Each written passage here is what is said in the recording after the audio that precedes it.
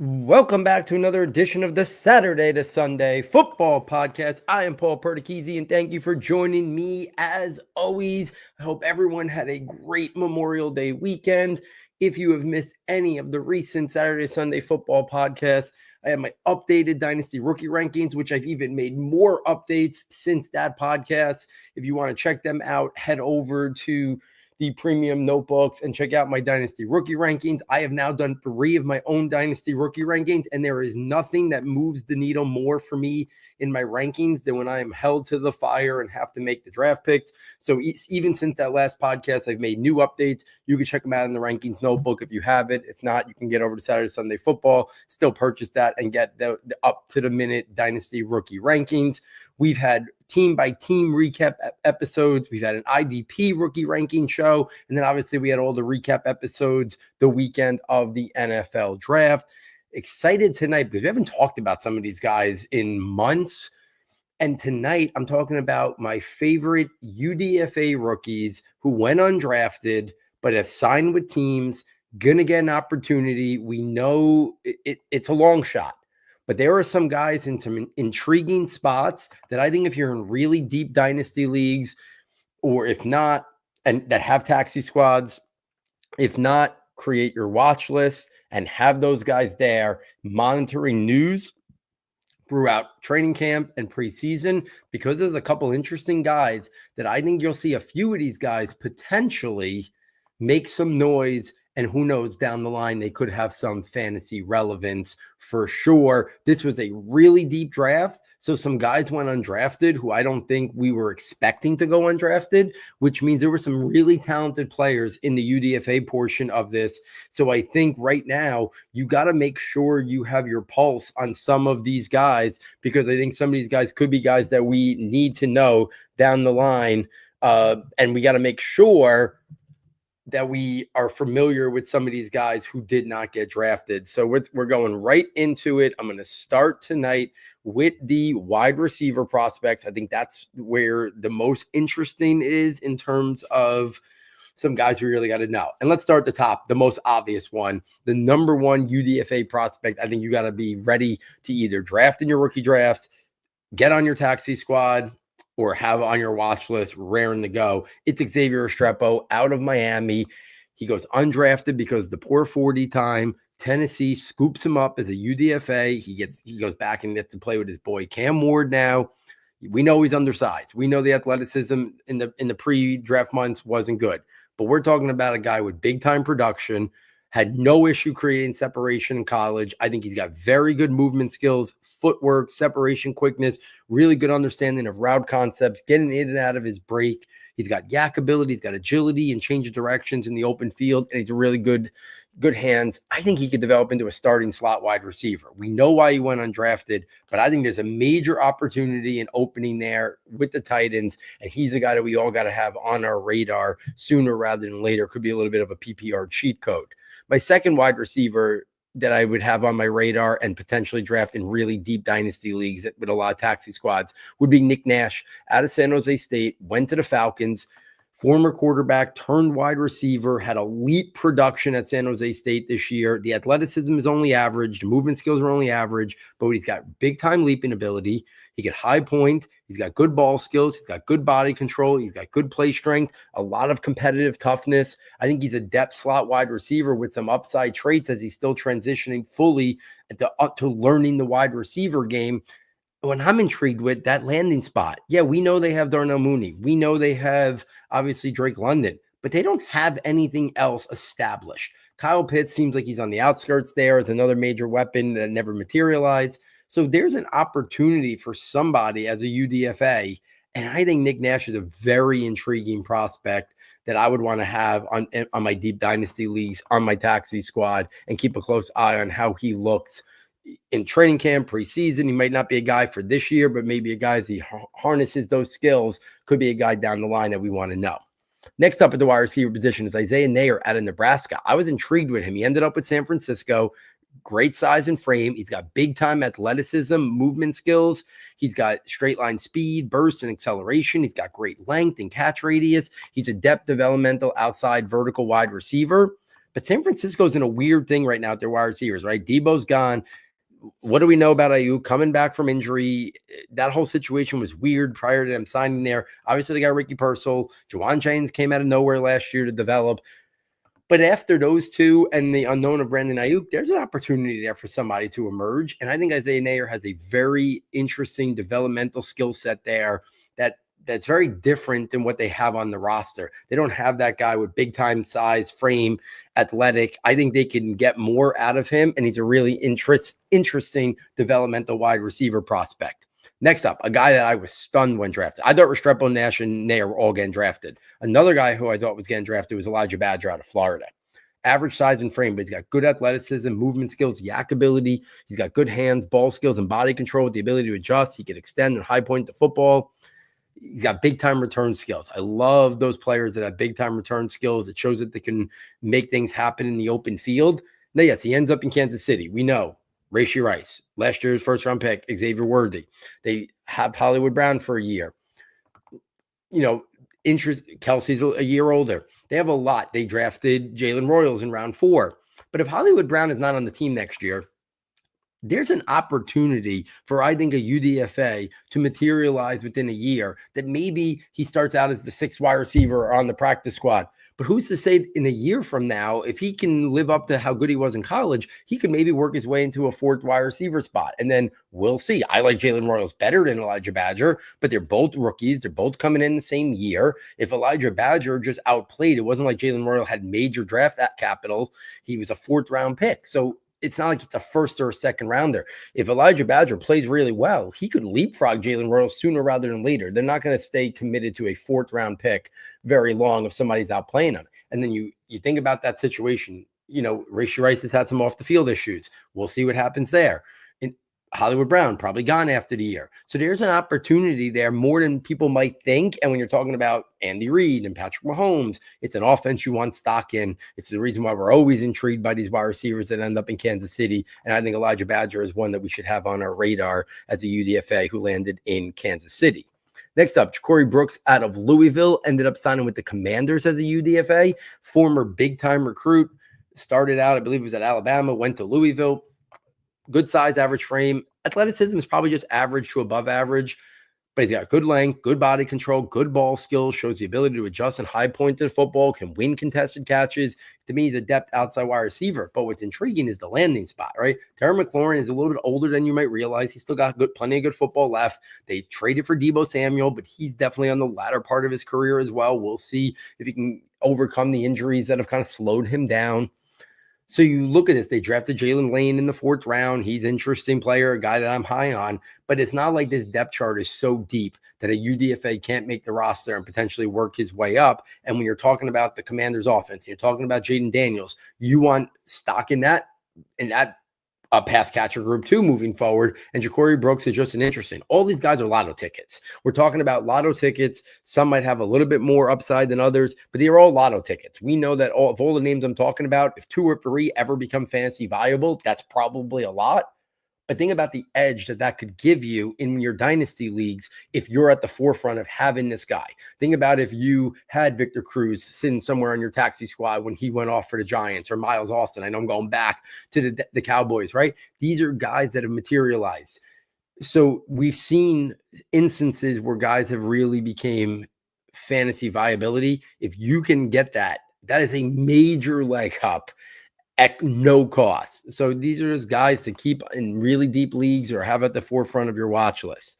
Another wide receiver, Anthony Armstrong out of Arkansas, ended up with the Dolphins. Again, think about that Dolphins pass catching group, right? They have Tyreek Hill. How much longer is he going to play? How much longer is he going to be in Miami? They have Jalen Waddle. Waddle took a step back last year. I'm still a big believer in the talent, but there's a lot of opportunity. Malik Washington was a draft pick last year. They have guys there, but they don't have this deep depth chart where it's unable for a young player to develop and rise up. And I thought Andrew Armstrong was a really interesting player at Arkansas. I was actually surprised he went undrafted. The athleticism is only average, but very good length, good catch radius, shows the ability to go up and get it. He can adjust to the football. He's got good hands and ball skills. He's a really interesting depth outside wide receiver. and we know they like to do a lot of different things with Waddle and Tyreek Hill and move them inside. There's an opening on the outside for a guy to develop. So I think Armstrong's an interesting guy in that Dolphins pass catching group.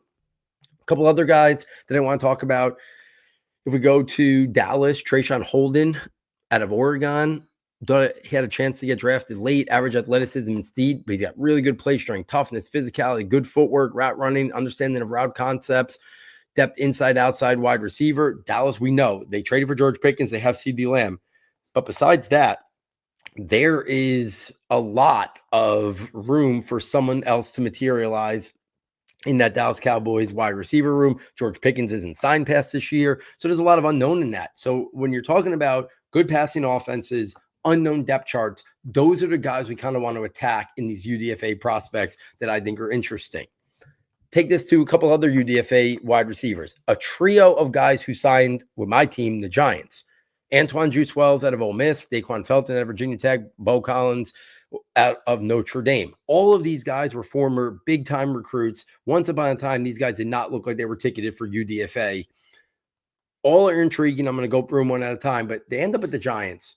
Obviously, we know Neighbors is there. They re-signed Slayton. It's a 3-year deal, but it's more like a 2-year deal. And it's not like somebody can't eventually push Slayton further down the depth chart if they really materialized.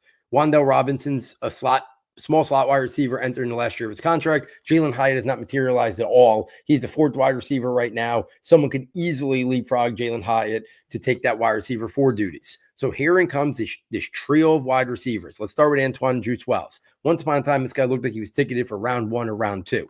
He, former teammate of Jackson Dart, the future hopeful franchise Giants quarterback. Average to above average athleticism, movement skills, burst and speed, but he's got great play strength, contact balance, toughness. He's almost a running back when he gets that ball in his hands. A lot of physicality, can win contested catches, great yards after the catch ability, but that power and that play strength. Love the contact balance.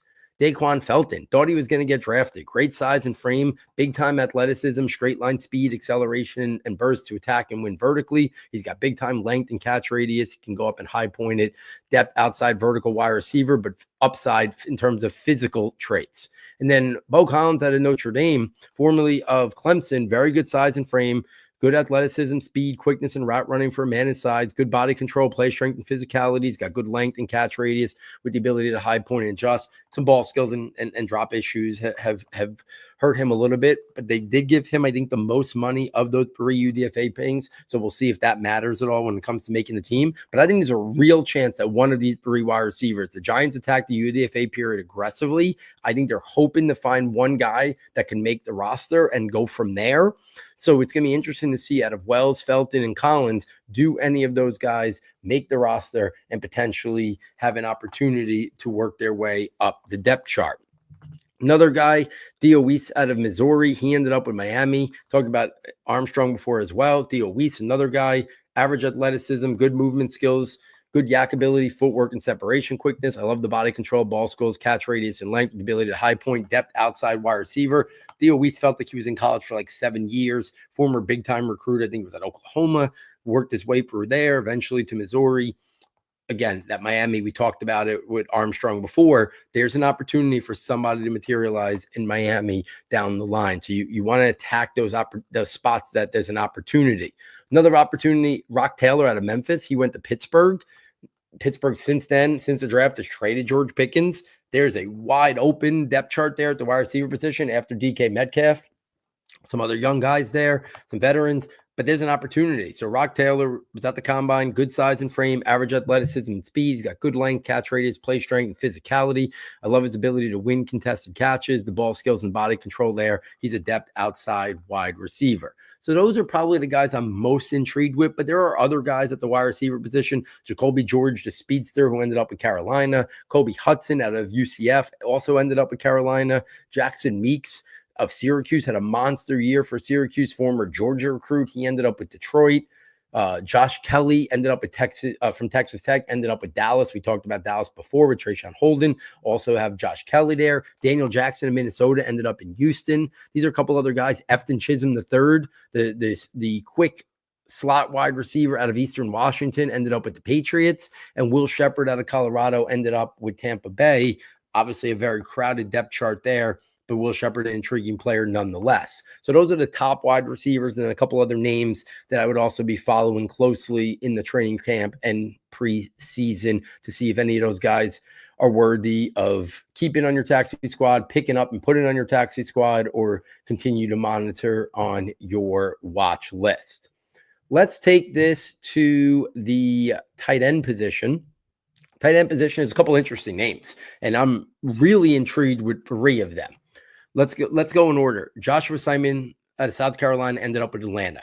I think Kyle Pitts is going to get traded during the year, or he'll just walk after next year. So there's a wide open opportunity there in Atlanta. Josh Simon was a guy I thought could have went as early as the 4th or 5th round as an intriguing pass catching weapon out of the tight end position. So I'm very intrigued to see, one, if he makes the team, how quickly does he emerge? I'm not expecting him to be the backup ranking this year because they're probably going to have more of a guy who's a blocker. But if Pitts was to get hurt, if they were to trade Pitts during the year, I think there would be an opportunity for Joshua Simon to get some reps as that pass catching weapon out of the tight end position. Good athleticism, movement skills, separation quickness. He shows good releases off the line of scrimmage. He can do some work and damage after the catch with his yak ability. He's got length and body control, ball skills. He's average play strength, but he's got high effort in terms of his blocking. Depth pass catching tight end with some upside. I thought he was going round 4, round 5. So to see him to fall out of the draft, I thought it was really intriguing and a big-time pickup there by the Falcons. I'm expecting him to make the roster. We'll see after that if he gets an opportunity down the line. Jake Brinstool out of Clemson ends up with the Chiefs. Now, listen, anytime any tight end ends up with the Chiefs, we know that they maximize tight ends and utilize them a lot. They have Noah Gray. They made other investments in the draft. But Jake Brinstool was a guy that once upon a time, people thought he could be a round 3, round 4 prospect. He didn't test out great, and he's more of a pass catcher. So when you're a pass catching weapon and you don't test out well athletically, that's not a good combination. So he fell out of the draft. Still thought he was going to get drafted in like round 5 or round 6 because he is a good pass catcher. I still think he's got decent play speed, decent average, above average athleticism on the field. I love the receiving skills, though. Really good hands, body control, can adjust, create some late separation with his movement. Really good length, can attack the seam. To me, he's a pass-catching F-move tight end, but didn't test out well enough probably to get drafted. But maybe it was just, his play speed comes across a lot better than his timed combine speed. I like Brinstool a little bit. I'm very intrigued to see if he gets an opportunity there. And then the jack-of-all-trades guy I'm very interested in is Jalen Conyers out of Texas Tech. He signed with the Dolphins. We saw what Jonnu Smith did last year. That was very unexpected. I see a path where Jalen Conyers can make this team and emerge as their tight end 2 or tight end 3 with upside to maybe even be more. He's got above average to good athleticism, really good frame, movement skills, good play strength, good body control, can win contested catches. He's versatile. He can line up detached. He can line up in motion. He can line up in line. He can play wildcat quarterback. He can be an H-back. There's so many different things you can do with Jalen Conyers. I think Mike McDaniel in that offense is a really interesting fit. So Simon, Brinstool, and Connors are 3 tight ends in really deep leagues, in 2 tight end leagues, in tight end premium leagues. These guys need to be on your radar if deep enough on your roster, because I think all of these 3 are very intriguing. As if besides Xavier Restrepo, I think I'd be and Nick Nash at the wide receiver position. I think I would probably say these 3 tight ends after Restrepo and Nick Nash would intrigue me the most out of all the other UDFA prospects. That's how much I'm intrigued, because I think if these guys were to get an opportunity and seize the opportunity, they could have fantasy viability. They have the pass catching chops. They have the athleticism in terms of Simon, and the uniqueness and the versatility for Connors, and the track record of being a really good pass catcher in Brinstool. So these 3 plus Nick Nash and Restrepo, I think would be the 5 guys that I'm most intrigued with out of every UDFA prospect in terms of your dynasty leagues. A couple other interesting tight ends. Caden Priestcorn out of Ole Miss ended up with the Lions. Obviously, Sam Laporte is the long-term guy there, but I thought Priestcorn was a guy who could have got drafted. So I thought it was a good pickup for the Lions. Above average athleticism and movement skills. Just average speed and separation quickness, but good ball skills, body control, shows the ability to adjust, good play strength and physicality, creates late space at the catch point. Above average blocking skills will help him get on the football field as well. A couple other tight ends, Benjamin Urasek out of Georgia and Bryson Nesbitt out of North Carolina, both ended up with the Vikings. I think once upon a time, both these guys were looked at as like round 3 to round 5 tight end prospects. We saw Bryson Nesbitt be a big time producer for Drake May at North Carolina. People were surprised he didn't come out last year. Well, I think we know why. While on the field, playing in North Carolina, he looked like a good athlete and a good pass catching weapon.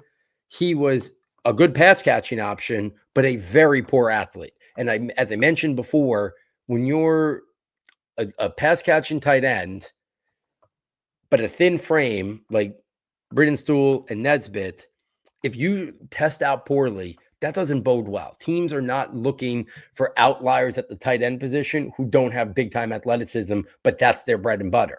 But Nesbitt's had a very productive collegiate career. So I think it's interesting that, like, yeah, okay, he tested horribly, like really horribly, but his production when he was on the football field in North Carolina was pretty good as a pass catcher. So it's one of those things, like, does he get an opportunity? Obviously, Hawkinson's there. So we're talking about developing as a second or third, if any of these. And then Urasek, once upon a time, starting his career at Stanford, there's a lot of people that were very high in Urasek, thought he could have been a top 100 type player at some point. It never fully materialized, but another guy that's got some pass catching chops to him, needs to add to the frame a little bit, but came in as a highly regarded prospect, good body control, good hands, good ability to create some space at the catch point. Very interesting prospect once upon a time as a high school prospect who started Stanford, went to Georgia. There were times that people really were in the Urasek. I was never one of those guys, but I do think it's interesting that both him and Nesbitt competing maybe there for a spot there on the Vikings depth chart at the tight end position. And then CJ Dupree out of Alabama ended up with the Patriots. Thought he was going to get drafted somewhere in like round 5, round 6, only average athleticism, speed, and movement skills, but he's got good play strength, create late separation, can win contested catches, good blocker, depth inline, wide tight end 2 or tight end 3. If we take this to the running backs, first running back that I want to talk about is Raheem Rocket Sanders out of South Carolina, formerly of Arkansas. I know the Chargers invested in Omarion Hampton in round 1, but Najee Harris is a 1-year guy. He's going to be there for this year. He'll be off the roster after this year. I think Raheem Rocket Sanders can make this team. And if you tell me fast forward 2 or 3 years, I could easily see it being Omarion Hampton's backfield, but Raheem Sanders develop into the guy that is the backup to him, especially like maybe not in terms of the pass catching, but as a guy who can do a lot of the same things as Omarion Hampton. He's got great size and frame, good athleticism, burst, speed, and movement skills for a man that size, good play strength and contact balance. I love the leg drive, good footwork, vision, patience with the ability to one cut, depth to committee running back. Of all the, I talked about my 5 already, right? Restrepo, Nash, and then the 3 tight ends. Raheem Sanders would be the next if I was going 6 deep in terms of the guys that I'm most intrigued with. I think Raheem Sanders is a guy, whether it's with the Chargers, whether it's with another team down the line, I could see an opportunity if he gets it. He really showed a lot of growth after being a big-time prospect at one point in his college, then basically going off the radar. I thought he played way better the last year or so. I thought he was going to get drafted. I'm really surprised he actually didn't get drafted. And I think there's an opportunity there for the Chargers. I think Jim Harbaugh's going to like him. So it'll be interesting to kind of see if he gets that opportunity. Lan Larison out of UC Davis ended up with the Patriots. Really intrigued with this because I think this would probably be Ramondre Stevenson's last year there. I love TreVeyon Henderson. Anybody who knows me, knows my stuff, knows I'm a big TreVeyon Henderson guy. He was my RB3. I had him clear above the rest of the running backs after Gentry and Omarion Hampton. But if Ramondre's not there, there's an opportunity for another guy to develop in New England. TreVeyon Henderson is not a guy who's going to be a major workhorse. Lan Larison at UC Davis is a very intriguing player, very versatile, big-time receiving skills, good in pass protection, good athleticism, speed, and movement skills. He shows the ability to one cut. He's got short area bursts and quickness.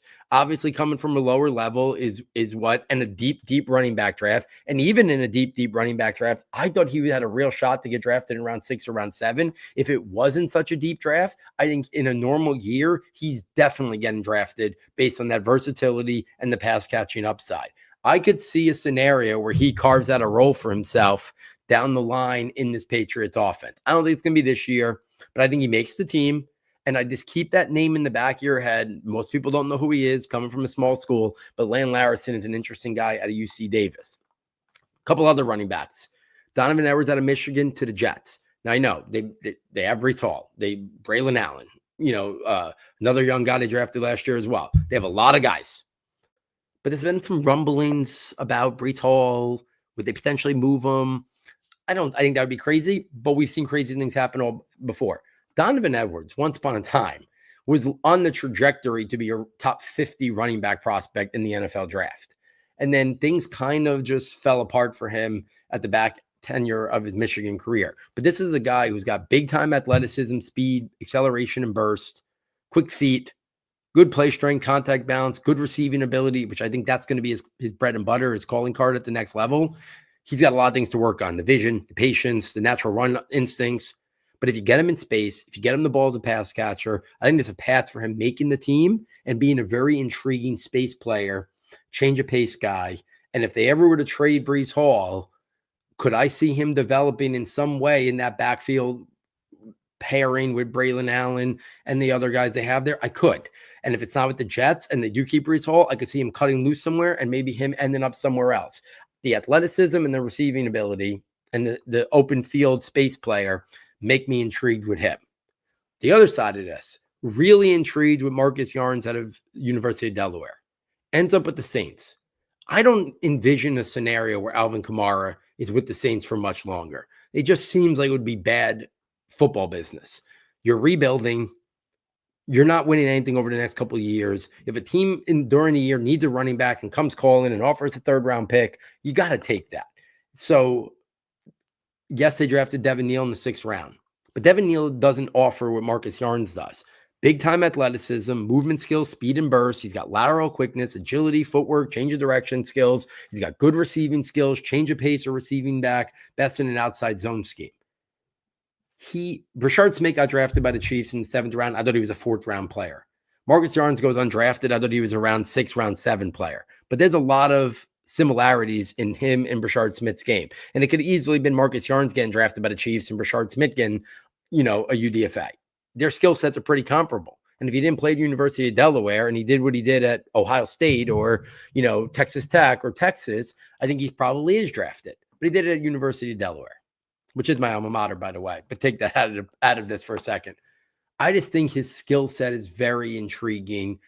For teams want those space players, want those guys who can be a weapon out of the backfield. And I see a scenario where New Orleans' depth chart, besides Alvin Kamara, is wide open. I'm not sure Kendre Miller is going to even be on the team for much longer. They drafted Devin Neal in the 6th round. If Marcus Yarns surprises and plays well in preseason and training camp, I don't think he's going to get cut loose. So I think he's an interesting name to kind of have on your radar, deep dynasty league or watch list. Montreal Johnson thought he was going to get drafted out of Florida, especially after his really good combine performance. He goes undrafted. The Eagles scoop him up. Obviously, we know they got Saquon. They got Will Shipley, but there's room for another guy to make the team. They signed A.J. Dillon. I think Montreal Johnson could easily push A.J. Dillon, or if not this year, if A.J. Dillon is on the roster, Montreal Johnson can maybe emerge next year and fill that spot in a year from now. Good speed, good athleticism, good vision and patience, really good contact balance, play strength, power, leg drive, good footwork with the ability to one cut, inside gap depth, running back.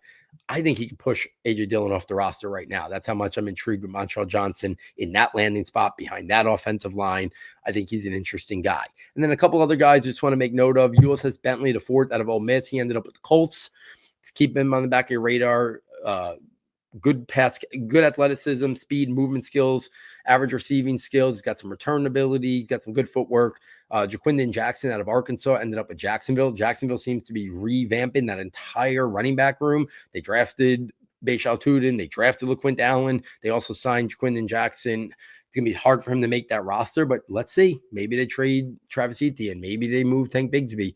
But Jaquindon Jackson, an interesting player as well. More of that tough physical runner, would complement a space player ideally in the depth chart. And then Corey Kiner out of Cincinnati ended up at San Francisco. Listen, anytime somebody ends up at San Francisco, we've seen guys get an opportunity there due to injuries, and they shine. So yes, I know they have Guerrero and they drafted Jordan James and obviously Christian McCaffrey's there. So it's a long shot, but we've seen guys get an opportunity in San Francisco and really make the most of it. So I think we'd be remiss if we didn't also mention Corey Kiner, a little bit undersized, but contact frame, very good contact balance, play strength, power, and physicality, can pick up extra yards, the good leg drive and pad level that he runs with, depth inside gap scheme runner with some upside traits.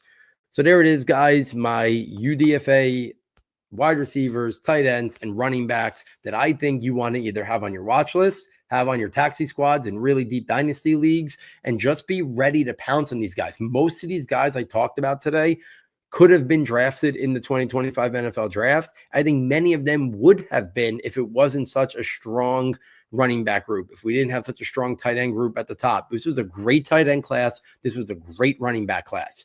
That took more spots than usual from the offensive skill players, pushing some of these guys out of the draft. And I think this is a much stronger UDFA group than we usually get in terms of the offensive skill players. And again, maybe only a couple ever become fantasy viable, but I could see the path for a couple of these guys. And I've laid out my 5: Restrepo, Nick Nash, and then the 3 tight ends, Joshua Simon, Jake Brinstool, Jalen Connors. Those would be my 5. Raheem Sanders would be 6. Lan Larison would be 7. Donovan Edwards 8, Marcus Yarns 9, Montrell Johnson 10. Those would probably be my top 10. If I was going a little further, Isaiah Nayer and Elijah Badger 11, 12 would be my top 12 guys that I could see a scenario where they make a team. And if given the opportunity, a couple of those 12 guys maybe emerge down the line with some fantasy viability as intriguing lotto tickets. Couple people in the chat, guys, thanks so much for watching. I greatly appreciate it. I see someone new here says, I love your content. I just found it. That means the world to me. I hope that I have a viewer, a listener for the long haul. If you have any questions or anything, do not hesitate to reach out to me anytime. Twitter, the contact page, and stuff like that on S2S. You could always find me there, and I will interact with you for sure. Jaquan, I see you. Thanks for always watching and tuning in every single episode. Pretty much I see you there in the chat. Greatly appreciate it as always. Guys, if you're enjoying the content, please get over to the website, SS Football. Fastest and easiest way to get there. For $9.99, you can still get access to the premium notebooks. Dynasty rookie rankings being updated in real time constantly. After this past weekend, just finished up another draft, immediately made changes to it, constantly updating the IDP rookie rankings, working on the positional dynasty rankings, hopefully to have them done within the next couple of weeks so you guys can use them for trades during the off season, or if you have a startup draft. I'll get that updated for you in the next couple of weeks as well, as things are finally calming down post-draft here at Saturday to Sunday. You get the scouting notebook, detailed scouting reports on almost 100 players that were just drafted in the 2025 NFL draft. And they get the draft projections notebook. And yes, the draft is coming on, but there's thoughts on almost 400 players there, offense, defense, everything. A great resource to maybe look at as you're watching training camp reports and guys who went undrafted, like these UDFA guys. You can find my thoughts on all these guys in the draft projections notebook. So much information in there that's still viable to find my thoughts on so many of these under the radar prospects for sure. That's it. On behalf of my sound tech engineer, David Nakano, and myself, thank you for joining us. And we look forward next time taking you from Saturday to Sunday.